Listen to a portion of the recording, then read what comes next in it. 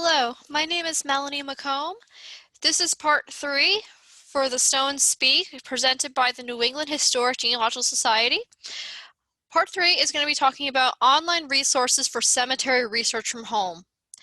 As we're distanced from our loved ones and working on researching our family history, one of the things that we can look into is the final resting places for our family. One of the worldwide sites that is frequently used by genealogists is BillionGraves. BillionGraves is a worldwide resource that uses searchable GPS cemetery data. What this means is that each time a headstone where someone's buried is tagged with the GPS coordinates. This makes it much easier to find someone when you're ready to visit them in person.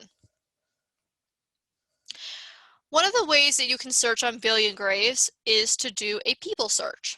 This is when you can search for an individual person that you're looking for and see where they're buried.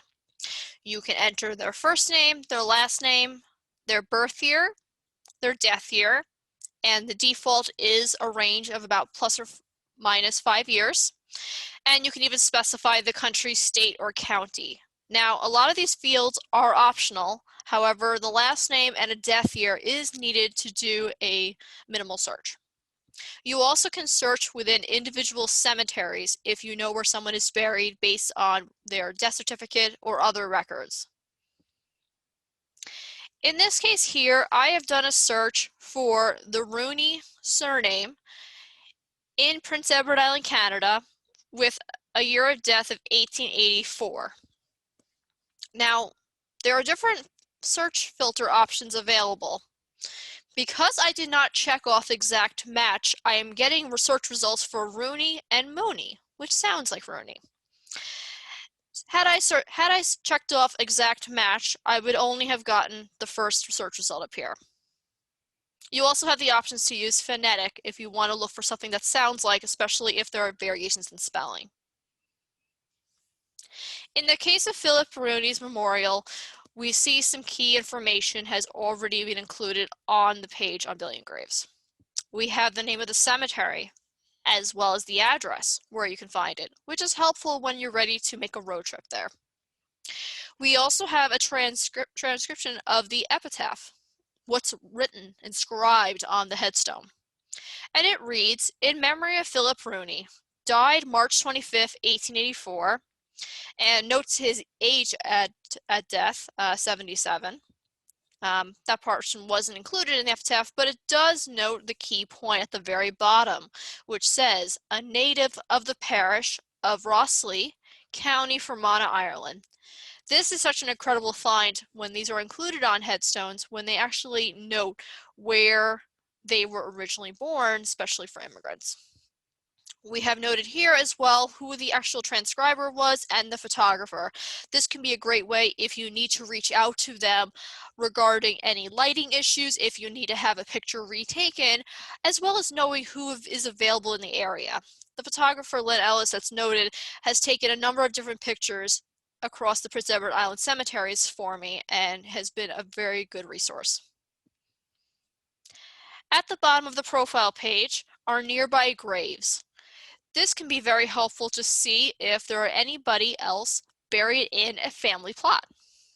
In this case, I've identified 3 out of the 4 men here that have been buried, including Philip's son, Dennis, Philip's grandson, Patrick Rooney, who is also the son of Dennis, and Philip's great-grandson, James McCabe.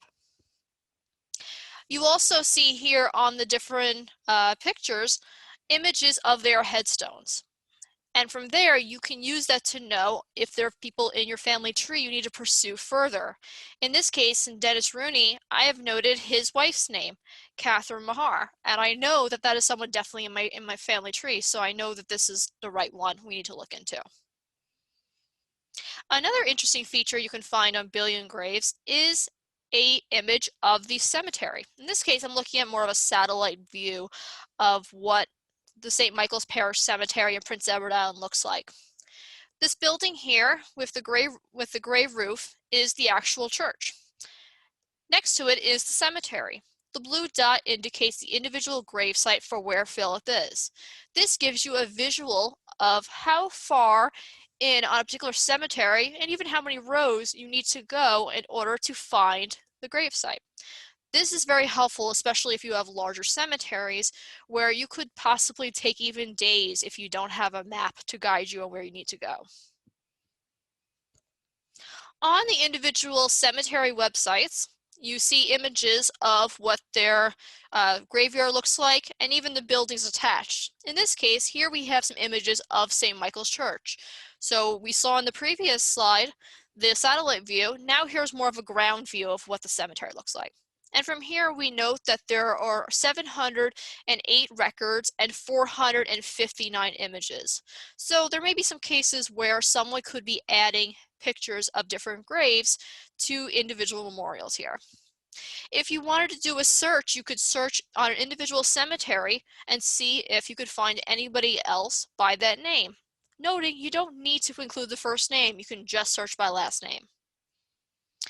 If we scroll down a little bit, on the cemetery website, in addition to providing some details about where they are located, you also have the option of making a photo request. So here, let's say you knew that someone was buried there, but there was no page for them. You could make a request, and we'll show that what that looks like in a moment. If you have already gone to this individual cemetery, you could even add headstone images or other records that you are permitted to share. This can be really helpful to help others and a great act of genealogical kindness. You also can see nearby cemeteries. So this might give you an idea, especially when traveling or when you want to look at other possible cemeteries someone might be buried in based on the proximity to where they lived. In this case here, I've actually added a photo request for the cemetery for Owen Doherty. I have this information from a death index card that the church provided. And I noted that he should be near his children that are also buried there, and that his wife Sarah and his mother-in-law Bridget may also be nearby. I use this as a way to help anchor the headstone. In some cemeteries, especially in church graveyards, there may not be anything sectioned off that notes exactly where someone should be, or it's not exactly clear, like you would get from a cemetery office. So I'm actually using people as a way to narrow down where we think he should be. Now on the add photo request page, you just have to add some small piece of information. You definitely want to add their last name, first name if known, an approximate birth year and death year, and in the comments field, again, add those notes about if you know exactly where they should be buried, if you have a plot and section number, or add the people they should be around. Because sometimes by finding other people, we know we're looking at the right person, especially with a common name. Another worldwide cemetery resource is Find a Grave. Find a Grave has a lot of different search options available. You can search on first name, middle name, last name, year born, year died, and again, noting you can change those fields for exact to a range, to use plus or minus years. You could specify an individual location down to a country, a county, a city. You could search on a spouse, a parent, a child or sibling name. You can even search if anybody's not buried in a cemetery. Keeping in mind that these memorial sites are really based on where someone may be buried. Or in other cases, like a cenotaph, they're not actually buried there. There's a stone that's marked there, but they're probably buried somewhere else. And that cenotaph typically indicates where the original burial is. You also have a lot of different options on searching, which we'll talk about in a moment.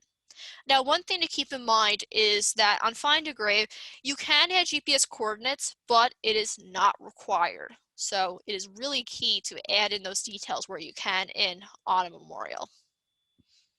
So when you're searching, here are some of my tips. One is, especially when you're searching for women, is to always include their maiden names in the search. Because a lot of times, if a woman has had multiple marriages, or you just don't know who they married, searching by the maiden name may help you find them. Where if you only search by, their first name, that's not going to be enough info. You really need to have that last name searched as a required field. So by searching this, you should uncover a lot of these headstones, especially if someone was buried in the last 100 years or so. Someone likely has already done the research and has included that on their page. For the year died, as I noted, you can change the exact field to plus or minus the number of years. Keeping in mind there are going to be errors with the carving. It's not going to be exact. The page might have been mistranscribed incorrectly. A various number of reasons why someone's death is just not going to be 100% known. So it's always good to give a rough estimate about when you would expect them to have died, making sure that you haven't missed anything. You also want to use those search options for doing similar name spellings, because spelling is not consistent and it's more of a modern convention. So when you're looking at first and last names, you want to make sure you check off that similar name spelling option we saw on the previous page. However, a big key tip is not to rely on similar name spellings for abbreviations, which we'll demonstrate. In this case, I have a memorial page for William Smith. William Smith is abbreviated as WM. He is buried in the Holy Name Cemetery in Jersey City, Hudson County, New Jersey, and his death is noted as June 1902. So, and we've even noted again those plot details. So those are kind of the key things you can add in. So let's say if I was going to do a search and try to find William Smith in my search results. Well, we would think, well, we know WM is William. Let's spell out William. William Smith, last name, 1902, year of death, and location, Jersey City. Seems like it should be pretty straightforward. And we conduct a search. Well, we didn't find him because we actually found two different William Smiths. One was buried in St. Peter's Catholic Cemetery, and one was buried in the same exact cemetery, but it's a different memorial with a different death date. So where is our William Smith and how can we find it? Well, one tip I have is, again, you don't have to search on a first name. You can search by last name, year died, and a location. That's it. Keep it simple. Less is more. So in this case, I've gone back to my search page. I'm searching on Smith. I'm noting the date of the year of death as 1902, and I'm keeping it exact because I'm searching for someone very specific. And I searched on Jersey City. Now you can click search. We have 21 matching records because we're searching the entire Smith surname in a particular location that died in 1902, and here we find our William Smith that we were looking for at the very bottom. So again, be careful with those filters because sometimes when you think you're just spelling out a name that we know to be true, you might actually be limiting what comes back in your results. So less is more. Use the last name more as an anchor. A really cool feature that I like to use on Find a Grave is what's called a virtual cemetery. If you go to your profile page, you see this option here, and if you haven't added anything, it probably will say 0. And as you add them, you'll see the number of cemeteries you add on. So what is a virtual cemetery? Well, this is kind of a visual representation of what it is. It basically is a way to categorize a number of different memorials on Find a Grave all together. So in this case, I've created a memorial for my family tree. So anybody that I've been able to identify in my tree, I'm starting to move into a virtual cemetery, with the idea being I could have everybody in one place and just look at an entire virtual cemetery for everybody in my tree versus having to go individually into my tree program and pull up their Find a Grave that way. So it's kind of a nice visual standpoint of how to represent someone. I've seen people set up virtual cemeteries for military ancestors, so maybe they want to commemorate people of all wars or individual wars, World War I, World War II, etc., just as a way to help, to honor those individual people. So how do we set up a virtual cemetery? Well, in this case, we're actually going to go to Grandma. This is my grandmother, Rose A. Corcoran Doherty, and in this case here, we noted on her memorial page there is a Save To option. So on this Save To option, you can actually click on that, and then you will get this pop-up that will appear. In this case, you will then see a pop-up for virtual cemetery. So you want to make sure you click on that. Now you have other options too. You can also save it right to your ancestry tree, copy to clipboard, or print. In this case, we're just going to keep the virtual cemetery. From here, if you already set up virtual cemeteries, you can then click on the individual cemetery that you want to add to. So in this case, I'm checking off my family tree memorials. Now, if I wanted to create a brand new one, I could click Create a Virtual Cemetery and then just give it simply a name and click Save. Another resource for doing cemetery research is FamilySearch. Now on FamilySearch, we have indexes for many of these sites that we're looking at. So here's the example of what the BillionGraves index looks like. So even if you don't search directly on BillionGraves, you actually can search it on Find a Grave. And what happens is that FamilySearch gets updates on a regular basis from BillionGraves, so that over time, as new memorials are being added in, you can actually search it and get those results. So in this case here, this is where you could do your search. You can do your search on your first and last name. You can note their birth year, information here, etc. And then click search. So in this case, I've searched on Philip Rooney, who we located earlier, the one that died in 1884 in St. Michael's. Now I have a link here under images available. If I click on that BillionGraves link, it will take me to the individual memorial page that we looked at earlier. So it's a nice way to try searching on another website in order to find it. Sometimes you can have better success. There also is a Find a Grave index on FamilySearch, which again, you can do a similar search on your first and last name or date of death, etc. So in this case, I've searched on my grandmother, Rose A. Corcoran Doherty, and again, she's got a middle name in there, a maiden name, so that's a reason why you may want to search on that. And again, there's a link for Find a Grave. I can click on that and go right to her Find a Grave memorial. Another place you can find a lot of great resources is on our website, AmericanAncestors.org. We have several different cemetery websites and we keep cemetery databases, and we keep adding more and more as we go. So this is just a short listing of some of the cemetery databases that you can search on. A lot of these are for paid members. So one of them is what's called the North American Cemetery Transcriptions from NEHGS Manuscripts, 1642 to 1977. So over time, we have acquired a number of different manuscript collections, and these are people that would survey different parts of the country, a lot of New England, but also elsewhere. As you can see in this drop down, we even have up to Connecticut, Massachusetts, Kentucky, Iowa, etc. And because of other people were going to other cemeteries, they were writing down individual manuscript collections, so you could see what some of those cemetery collections look like. So this could be a really great way if you want to explore a specific cemetery resource to see what's available. A recent ad that we've included in our databases is the Massachusetts Catholic Cemetery Association records, 1833 to 1940. We worked with the Archdiocese of Boston to actually scan, index, and digitize these collections so you can see them at home. And these records provide a wealth of information, and if you have anybody that has ties to the Boston area and was Catholic, it's very likely that you will find them in these cemetery records. So you can do a search here by first and last name, the years of death and burial where you expect to find them, and approximate location.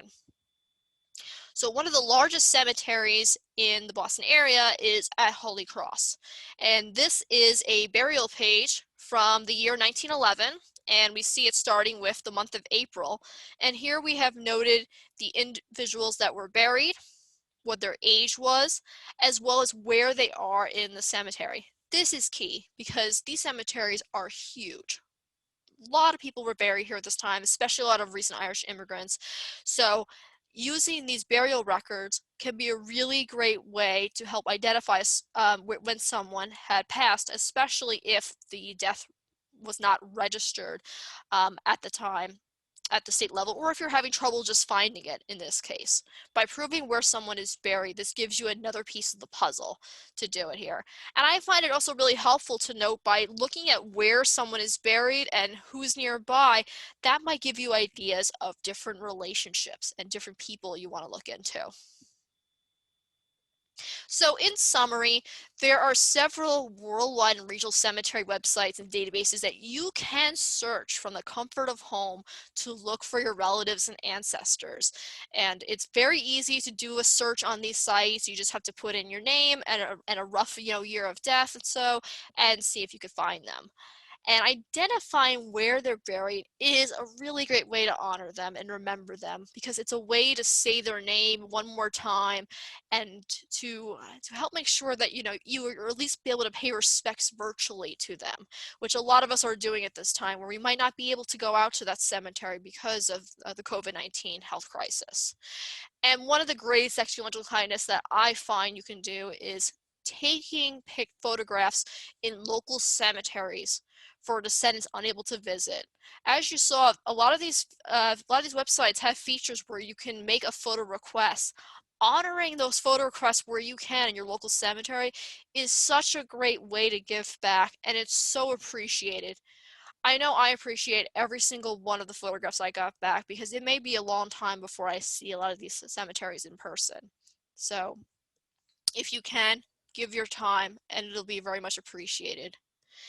Thank you very much for listening to this presentation. If you'd like to learn more about American ancestors, please visit our website at americanancestors.org/education. Thank you, and don't forget to check out the rest of the conference. Take care.